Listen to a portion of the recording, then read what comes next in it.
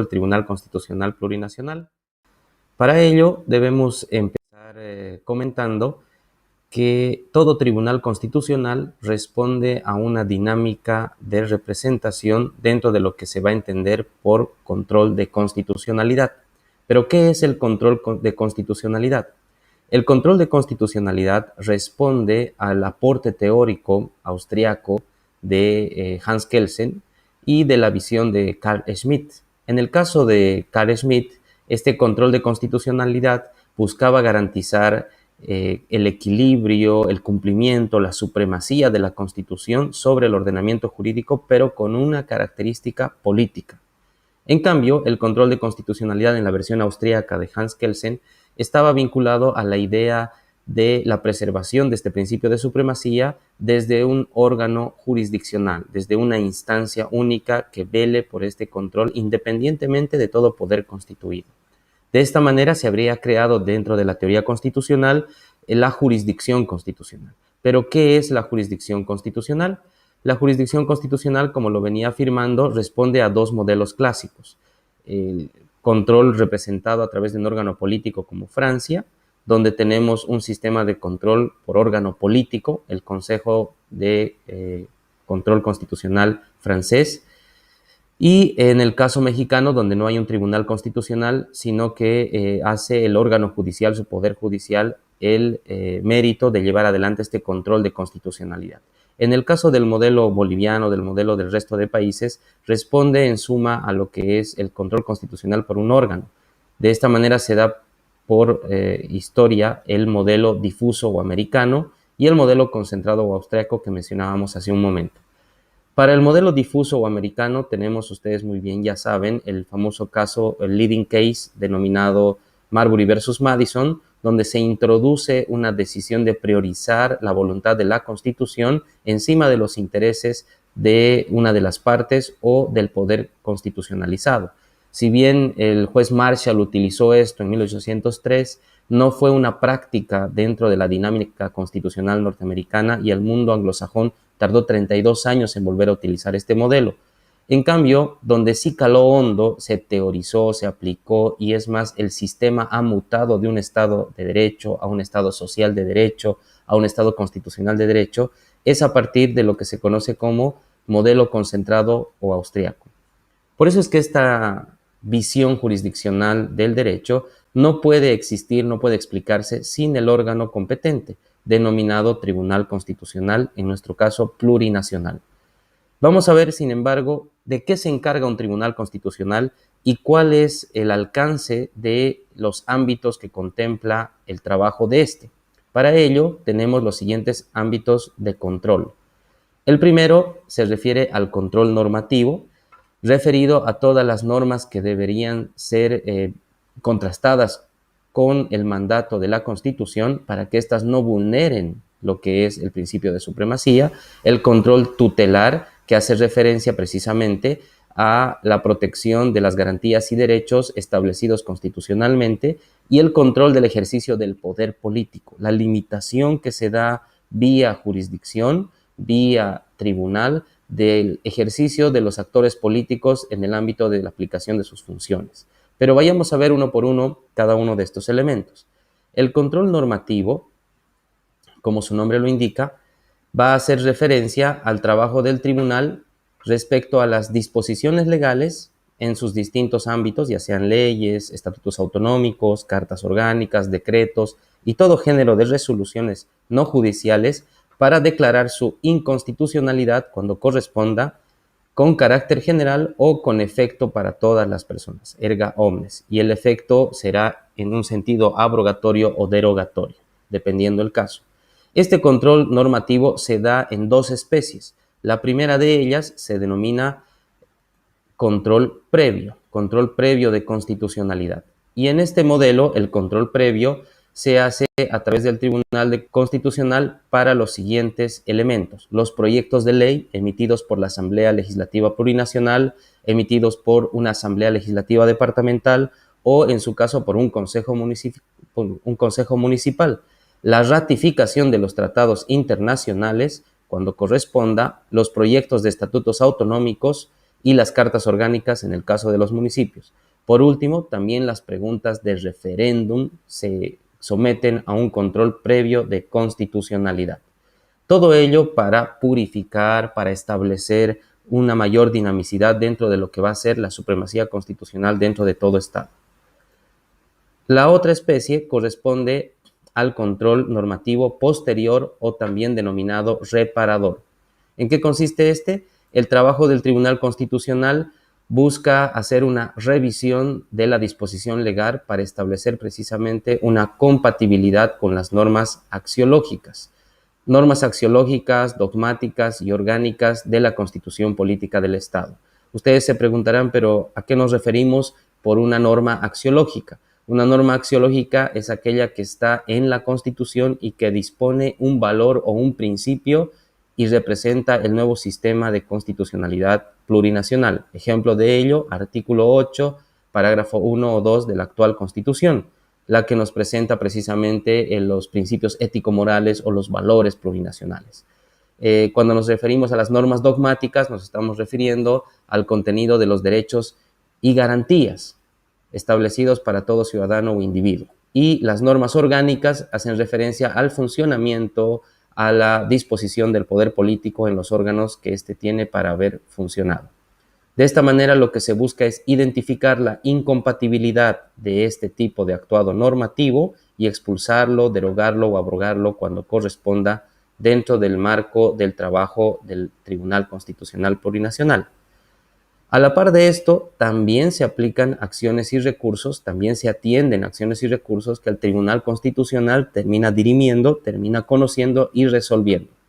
Para esto tenemos la acción de inconstitucionalidad, que como bien ustedes saben, tiene dos vertientes, la inconstitucionalidad abstracta y la inconstitucionalidad concreta. La inconstitucionalidad abstracta hace referencia a la expulsión de una norma dentro del ordenamiento jurídico que contraste con el mandato constitucional y que no se adecúe a este, priorizando el mandato de supremacía constitucional y que sucede fuera de un proceso judicial, que sucede por una legitimación activa correspondiente a una autoridad electa, llámese senador, diputado, concejal, presidente, alcalde, gobernador.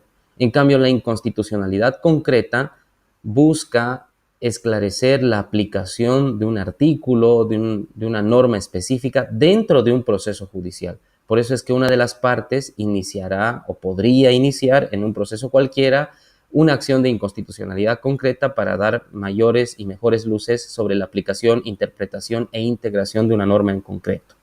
Junto a ello tenemos también los recursos contra tributos, patentes, impuestos y tasas que son emitidos por los distintos niveles del Estado Plurinacional de Bolivia, los recursos contra las resoluciones de la Asamblea Legislativa Plurinacional y la inconstitucionalidad sobre el procedimiento de reforma parcial de la Constitución Política del Estado, que está en el artículo 411 de nuestra norma fundamental. Continuando con esto, como segundo elemento, tenemos también el ámbito del control tutelar. El Tribunal Constitucional, como una instancia de control supremo, independiente, se dedica al control tutelar, pero ¿en qué consiste este control? Tiene la finalidad de resguardar y garantizar el pleno ejercicio de los derechos fundamentales y las garantías constitucionalmente establecidas, estableciendo límites naturales al ejercicio del poder público del Estado. Estos límites naturales se entienden dentro del pacto constitucional, dentro de la dinámica teórica constitucional, como necesarios e imprescindibles. De esta manera, la revisión de los actos y las decisiones de las autoridades públicas, incluida de los particulares, deberá ser sopesada en mérito al cumplimiento de los derechos humanos positivados. Por eso es que hablamos ahora en una jerarquía de derechos constitucionales, no solamente fundamentales, fundamentalísimos, no solamente de derechos humanos per se, sino que derechos constitucionales. Recuerden ustedes que el artículo 13 de nuestra vigente Constitución establece que no hay jerarquía alguna entre estos derechos. Por ende, es que los derechos humanos positivados son igualmente exigibles y válidos dentro del trabajo de valoración normativa de un tribunal constitucional. Pero para ello tenemos precisamente las acciones de defensa que procuran establecer un perfeccionamiento y protección jurídica más prevalente. Las acciones, como ustedes muy bien saben, son la acción de libertad, que protege encima de todo el derecho a la libertad, el derecho a la vida, el derecho a la libre circulación o tránsito y sobre todo el debido proceso.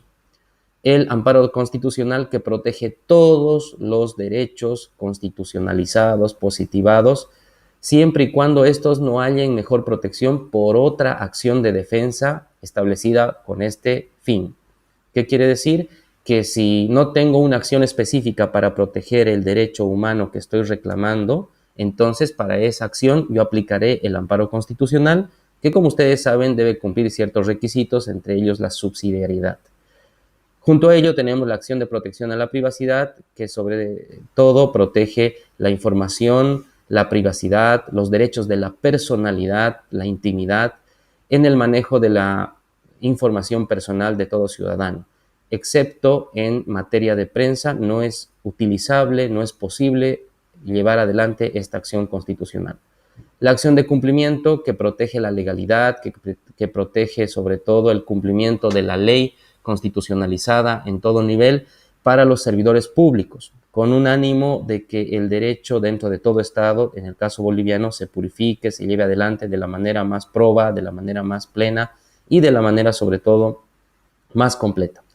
La acción popular, por último, protege los derechos colectivos, estos derechos que van a ser también llamados difusos, que se utiliza como mecanismo de protección constitucional muy pocas veces, aunque las veces que se han utilizado han sido controversiales, ustedes ya saben, en el ánimo de, sobre todo, el derecho al medio ambiente, el caso Tifnis, o en el mérito de levantar un paro médico cuando el defensor del pueblo, con legitimación activa, presenta una acción popular. Entonces hay una colisión de derechos que debe ser resuelta a partir de esa instancia de control constitucional.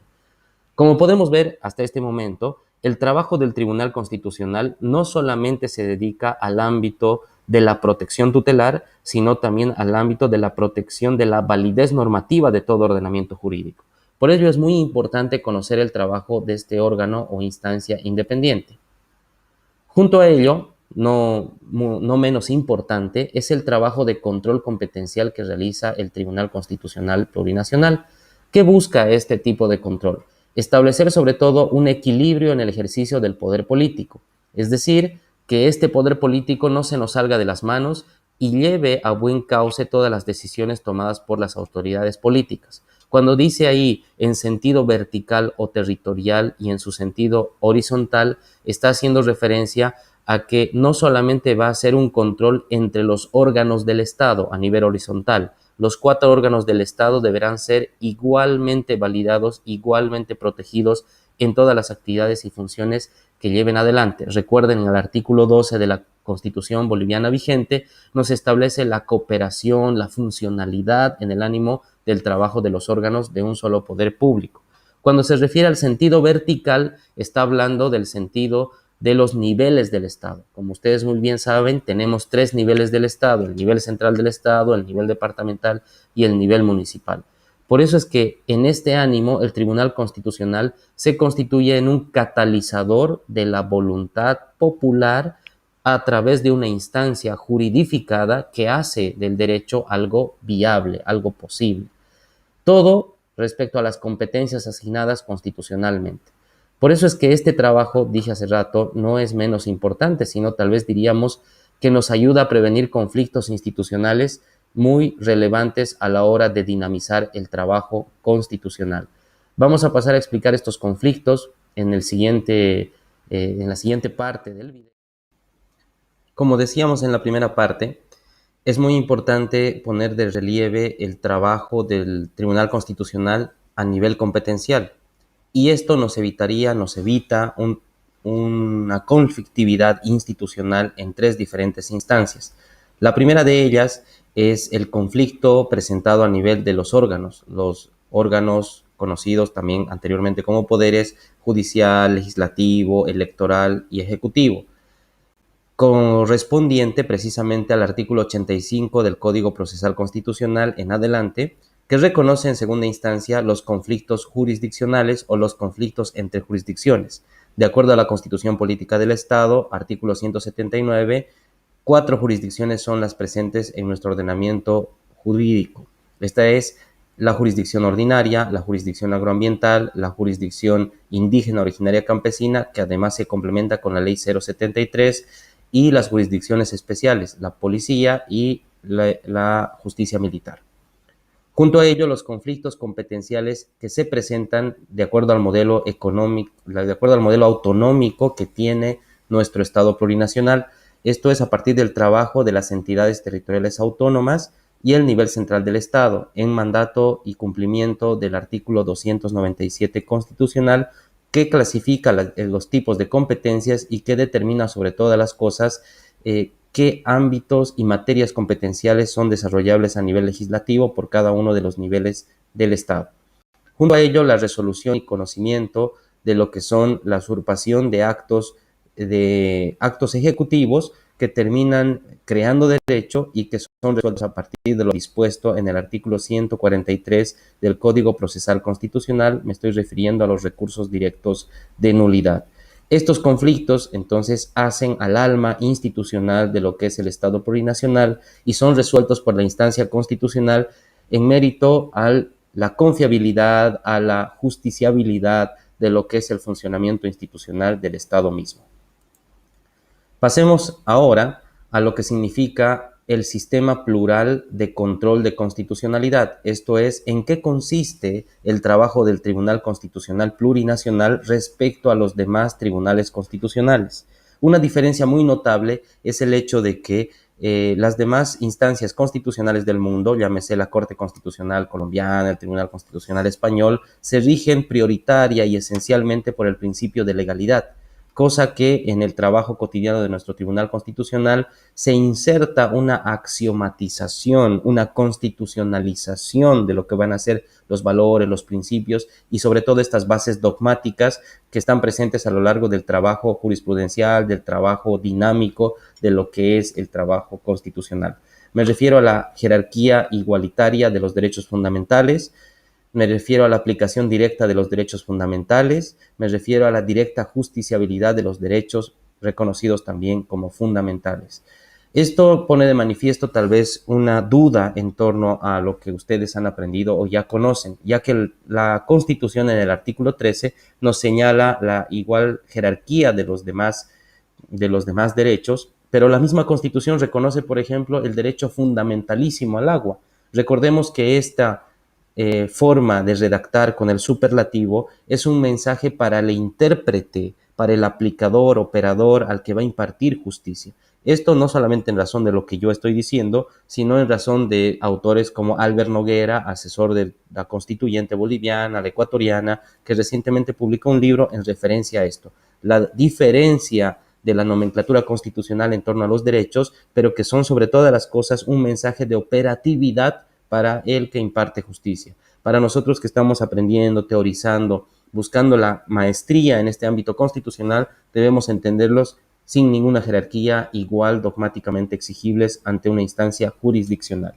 Para ello, recordemos que el Tribunal Constitucional, en el sistema plural, aplica ciertas pautas de interpretación, las cuales son, sobre todas las cosas, marcos argumentativos, jurídicos, que nos sirven para llevar a cabo el mandato de hacer una justicia constitucional. De acuerdo al artículo 7 de la ley del Tribunal Constitucional, esto se refiere a lo que el pueblo pide, a lo que el pueblo necesita en mérito de justicia. Tenemos entonces la pauta interpretativa que significa el principio pro homine, el favoris debilis, pro actione, pro operario, pro justicia social, pro indígena, sin dejar de lado todas las otras pautas interpretativas que se establecen tanto en el 196 constitucional, artículo 2 del Código Procesal Constitucional, o dentro de toda la vasta teoría constitucional, como Robert Alexy, por ejemplo, que nos ha heredado métodos de ponderación para aplicar la resolución de colisión de derechos, principios, valores y demás. Junto a ello, tenemos que aclarar precisamente algo no menos relevante. La sentencia constitucional 142-2012 y la sentencia constitucional plurinacional 2170-2013 ya fueron el antecedente de lo que la sentencia 0084-2017 nos ha establecido en torno a lo que vamos a entender la clasificación de la misma Constitución y el resto del ordenamiento jurídico. El Tribunal Constitucional Plurinacional ha establecido que los 411 artículos van a ser entendidos como norma constitucional principio y normas constitucionales regla. ¿Qué son las normas constitucionales principio y qué son las normas constitucionales regla? Son aquellas que se refieren, las primeras, en el mérito a los valores, los axiomas, los principios ético-morales establecidos prioritariamente en el artículo 8 de nuestra Constitución. En cambio, las normas constitucionales reglas son aquellas disposiciones normativas que prohíben o permiten hacer algo, pero que no tienen ese carácter dogmático, ético-valorativo, sin dejar de ser Constitución. El resto del ordenamiento jurídico, llámense parte sustantiva, parte adjetiva, leyes ordinarias, estatutos, cartas orgánicas, decretos, resoluciones, forman parte de lo que se conoce norma legal regla. Este habría sido el razonamiento para poner en preeminencia el mandato de la igualdad del expresidente Morales, por ejemplo, sobre los mandatos que son normas constitucionales regla de la limitación del artículo 168, de acuerdo a la sentencia 84-2017, obviamente, ¿no? Se hace entonces una jerarquía interpretativa de acuerdo al mismo Tribunal Constitucional Plurinacional en el modelo plural. Por ello es que nosotros encontramos que estas normas constitucionales principio muchas veces pueden llegar incluso a ser contradictorias, como nos dice la misma sentencia, pero deben llegar a coexistir y deben para ello aplicarse más ponderación que subsunción. De este modo, lo que estaríamos viviendo dentro del trabajo plural del Tribunal Constitucional es una moral objetivada, positivada, una moral juridificada, como nos dice. De esta forma, un encuentro entre el principio de legalidad y el principio de plurinacionalidad que representa esos valores y principios ético-morales en busca de coherencia constitucional. Estas normas constitucionales principio terminarían generando una validez normativa, una prelación jerárquica que subsumen, que limitan, que subordinan el resto del ordenamiento jurídico con un ánimo de llevar adelante un modelo alternativo de aplicación del control constitucional, modelo plural, que se denomina a partir del modelo del Estado boliviano. Junto a esto, nosotros no podemos dejar de revisar, analizar la composición, la reseña y el origen de lo que es el Tribunal Constitucional Boliviano. En este sentido, nosotros sabemos muy bien que el primer Tribunal Constitucional surge al amparo de la Ley 1833 con las reformas del 1994, pero que el trabajo en sí de activamente resolver acciones, recursos constitucionales, operativamente se inició en 1999. Actualmente, a partir del modelo plurinacional 2009, con la ley vigente 027, nosotros tenemos el mandato explícito constitucional del artículo 196 al 2004.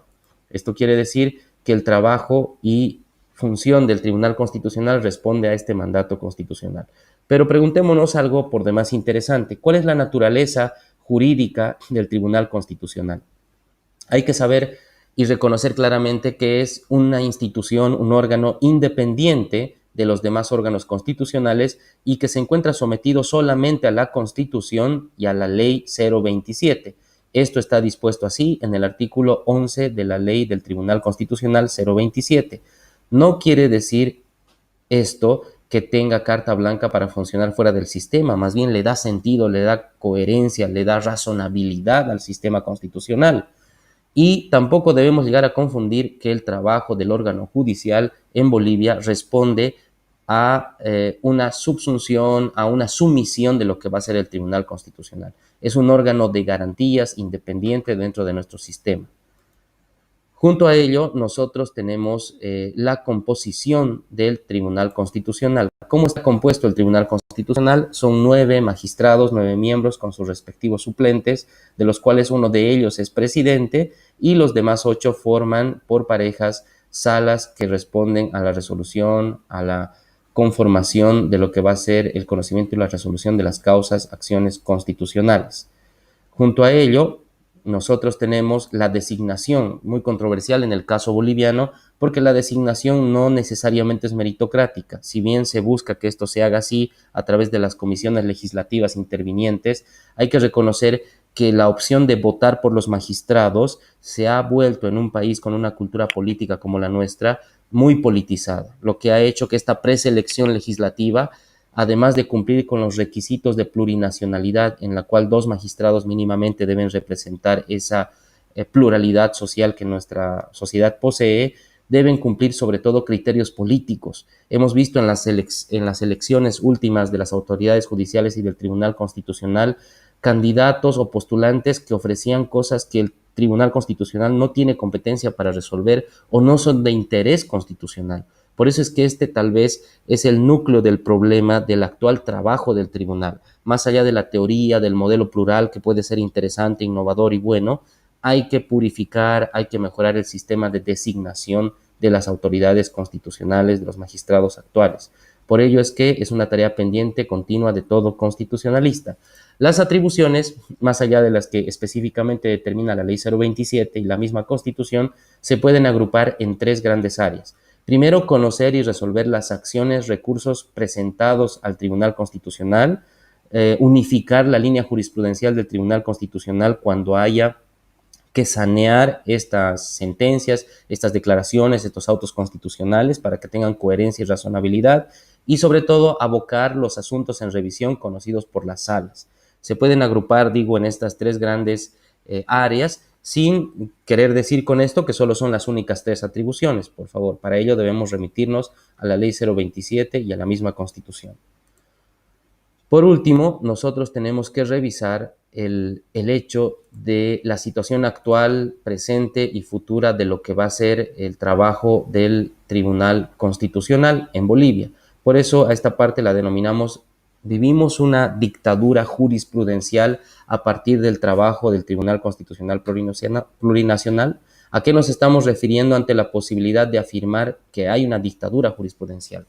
No entendamos la palabra dictadura dentro de los términos y cánones políticos tradicionales, sino a partir de lo que ha significado la intervención del legislador negativo, el Tribunal Constitucional, dentro de las disposiciones y acciones judiciales, dentro de la vida misma de la ciudadanía y del poder político normal. ¿Qué quiero decir? Se ha acudido a una especie de desmontaje constitucional, ya que nosotros no podemos existir hoy en día en la práctica judicial sin citar jurisprudencia, sin concatenar una ratio decidendi con otra, incluso a veces confundiendo obiter dictum como ratio decidendi. Esto en el plano de la práctica judicial, si bien ha mejorado la protección, la tutela de los derechos, la exigibilidad de un cumplimiento más en razonamiento jurídico, a la vez, al no tener gente de verdad especializada en el área o al no tener autoridades que realmente estudien continuamente las líneas jurisprudenciales que se desarrollan y que se deben leer a la luz de una línea internacional, nos ha convertido en meros reconocedores, rastreadores de lo que dicen las sentencias y hemos olvidado la correcta interpretación de la Constitución.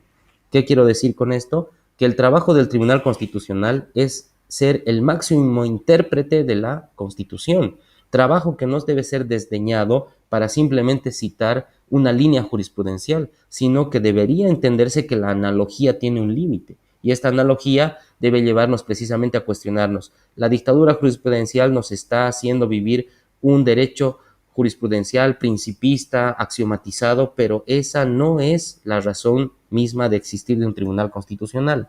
Deberíamos mejorar el trabajo, cualificarlo a partir de poner en orden precisamente las líneas jurisprudenciales, conocerlas muy bien las instancias judiciales de cada área del derecho y aplicarlas con coherencia, razonabilidad y congruencia, porque si no, podríamos atrevernos tal vez a plantear una posible dictadura, es decir, repito una vez más y para acabar esto, obedecer ilimitadamente lo que dicen las sentencias, sin ir a la fuente original que es la Constitución. Muchas gracias, espero les haya sido de utilidad.